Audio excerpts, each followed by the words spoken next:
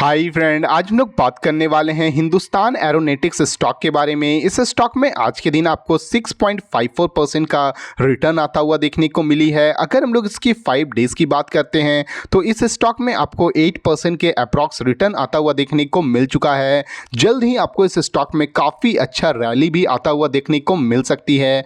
आज की इस वीडियो में हम लोग बात करने वाले हैं कि क्या आपको इस स्टॉक में इन्वेस्ट करनी है या इसे अवॉइड करनी है। सबसे पहले हम लोग कंपनी के फाइनेंशियल पे नज़र डालने वाले हैं, उसके बाद इसके चार्ट पे चल के समझने वाले हैं कि इस स्टॉक में आपको कहां तक का टारगेट आता हुआ देखने को मिल सकती है। सबसे पहले हम लोग कंपनी के फाइनेंशियल पे नज़र डालते हैं। कंपनी का जो मार्केट कैप है वो आपको 3,09,124 करोड़ रुपीज़ का देखने को मिल रहा है। स्टॉक का जो पी रेशियो है वो आपको 36.5 रुपीज़ का देखने को मिल रही है। ROCE की बात करते तो 33.9% का देखने को मिल रहा है। कंपनी का जो बुक वैल्यू है वो आपको 555 रुपीज़ की देखने को मिल रही है।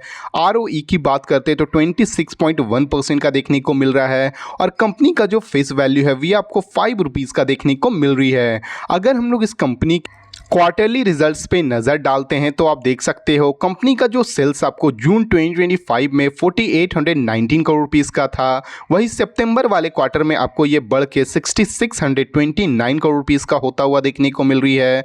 अगर हम लोग इसकी ऑपरेटिंग प्रॉफिट पे नज़र डालते हैं तो जो जून 2025 में आपको ये 1282 करोड़ रुपीज़ का था, वही सितंबर वाले क्वार्टर में आपको ये बढ़ के 1558 करोड़ रुपीज़ का होता हुआ देखने को मिल रही है। कंपनी आपको क्वार्टर ऑन क्वार्टर बेस पे काफ़ी अच्छा वर्क करता हुआ देखने को मिल रहा है। कंपनी का आपको सेल्स भी बढ़ता हुआ देखने को मिल रही है और कंपनी का आपको प्रॉफिट भी बढ़ता हुआ देखने को मिल रही है। अगर हम लोग कंपनी के प्रॉफिट एंड लॉस स्टेटमेंट पे नज़र डालते हैं तो आप देख सकते हो कंपनी का जो सेल्स मार्च 2024 में आपको ये 30,381 करोड़ रुपीज़ था, वही मार्च 2025 में आपको ये बढ़ के 30,981 करोड़ रुपीज़ का होता हुआ देखने को मिल रही है। वहीं पे कंपनी की अगर हम लोग ऑपरेटिंग प्रॉफिट की बात करते हैं तो मार्च 2024 में आपको ये 9,752 करोड़ रुपीज़ का था, वही मार्च 2025 में आपको ये डिक्लाइन होके 9,621 करोड़ रुपीज़ का आता हुआ देखने को मिल रही है। अगर हम लोग इस कंपनी के अगर बैलेंस शीट पे नज़र डालते हैं तो आप देख सकते हो कंपनी का जो इक्विटी कैपिटल है वो आपको काफ़ी सालों से आपको स्टेबल देखने को मिल रही है 334 करोड़ रुपीज़ का।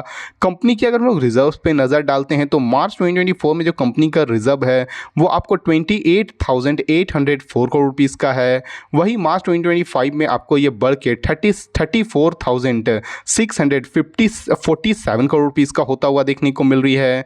कंपनी की अगर हम लोग बोरिंग की बात करते हैं तो मार्च 2024 में कंपनी में आपको 50 करोड़ का बोरिंग देखने को मिल रहा है, वही मार्च 2025 में आपको यह बढ़ के 51 करोड़ रुपीज़ का होता हुआ देखने को मिल रही है।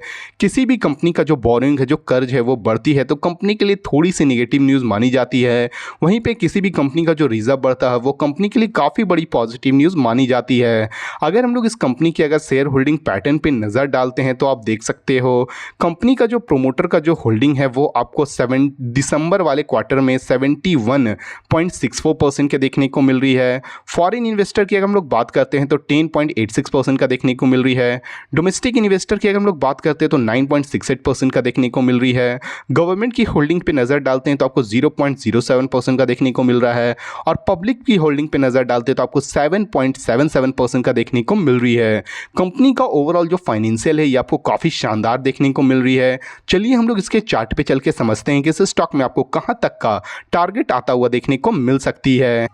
जैसे कि देख सकते हो आप, हम लोग इस स्टॉक के चार्ट के ऊपर आ चुके हैं। ये जो स्टॉक है वो अपने सबसे जो रेजिस्टेंस था 4624 रुपीज़ के पास ट्रेड करता हुआ देखने को मिल रही है।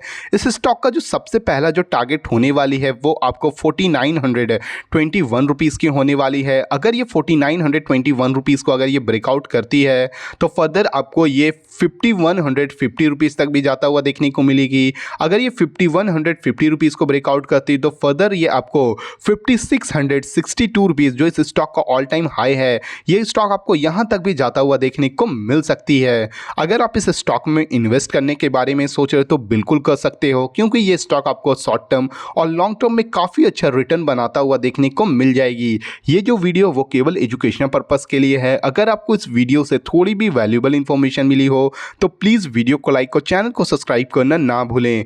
Thank you.